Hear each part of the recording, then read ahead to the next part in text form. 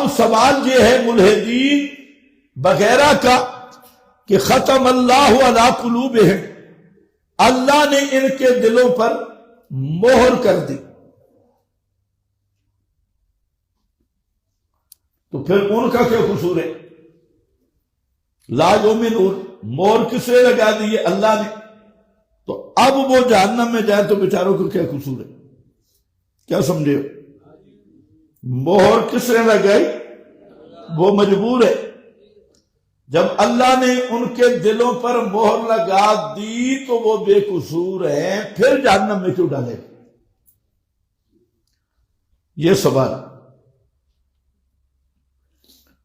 جواب سے پہلے تمہید ہے۔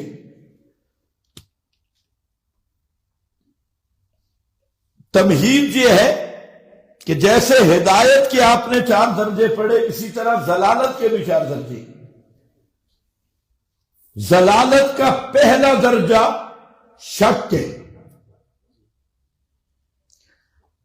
اب شک، آدمی کو حق کی راہ میں شک پڑا تو وہ ازالہ کر سکتے ہیں، اس پر واجب ہے کہ اپنا شک دور کرے، اور وہ شک دور کرنا یہ کسبی بات ہے، اختیاری ہے۔ اس نے شک دور نہیں کیا اور شک میں پڑا رہا، تو اس کا جو اگلا درجہ ہے وہ ضلالت ہے، وہ گمراہ ہو جائے گا۔ اب بھی چانس ہے واپس آنے کی، گمراہ ہو گئی ہے۔ گمراہی کے بعد بجائے تحقیق کے اس نے اہل حق سے لڑائی شروع کر دی، پنگے بازی شروع کر دی، جدال، لڑنا شروع کیا اور لڑائی میں مست ہو گیا، تو اس جدال کا نتیجہ ختم علی القلب ہے، مور جباریت ہے۔ شک کا نتیجہ ضلالت ہے، ضلالت کے بعد لڑائی ہے، اور جدال جب ضد کر کے اہل حق سے لڑ کے، تو اس میں جو حق قبول کرنے کی استعداد ہے وہ ختم ہو جاتی ہے۔ اسی کا نام کیا ہے؟ ختم علی القلب۔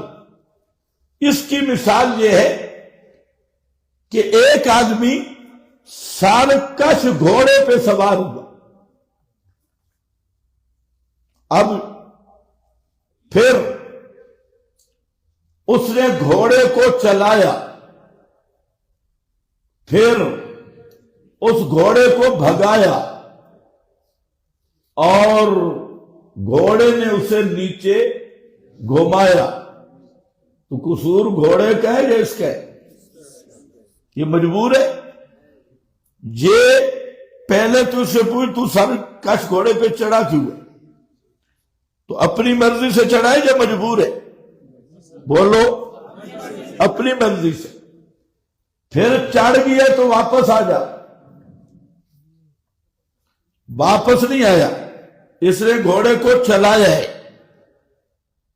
چل رہا ہے، پھر بھی اتر، اس نے چابک لگا کے بھگایا ہے۔ اب جب بھاگا تو یہ گر گیا، گھوڑے نے اسے گرا دیا، تو اب یہ کیا کہو گے؟ مجبور تھا یا اپنے کرتوتوں کے نتیجے میں گرا ہے؟ تو ختم، یہی آخری درجہ ہے۔ اسی طرح دوسری مثال اس کی کہ ایک آدمی ایک طبیب کے پاس جاتا ہے، طبیب صاحب اس کی بیماری سمجھ لیتے ہیں، اسے کہتے ہیں بھائی جان آپ کو کینسر ہے۔ وہ طبیب کو 2 گالیاں نکالتا ہے، تو کون ہوتا ہے؟ میرا ماما لگتا ہے، علاج نہیں کراتا۔ پھر ملاقات ہوئی، طبیب کہتا ہے بھئی آپ کی بیماری دوسرے درجے میں پہنچ گئی، وہ 4 گالیاں نکالتا ہے، تو ماما لگتا ہے، میں جانوں، میرا کام جانوں۔ طبیب سمجھاتا ہے، وہ نہیں مانتا، تیسری دفعہ ملا، طبیب نے کہا کہ بچے اب تیری بیماری جو ہے نا اب پورے سٹیج پہ پہنچ گئی اور 1 مہینے کے اندر تو مر جائے گا۔ اب وہ مہینے میں مر گیا، خطیب پہ پرچہ ہوگا، طبیب پہ پرچہ ہوگا؟ طبیب نے اسے مارا ہے۔ یہی حال اس کو مرا کی ہے، اس کو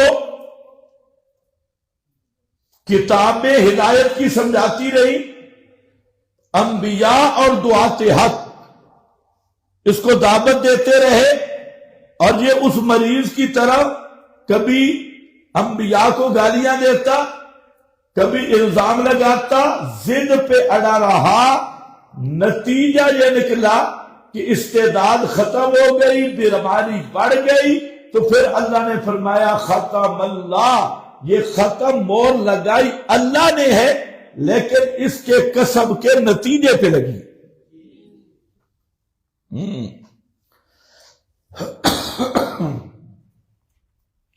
یہ جبر نہیں، جباریت ہے۔ جباریت اور چیز ہے، جبر اور چیز ہے، مجبور نہیں۔ اس نے یہ سارے اس کے کسب کا نتیجہ ہے، تو یہ اللہ کی جباریت ہے، یہ جبر نہیں ہے۔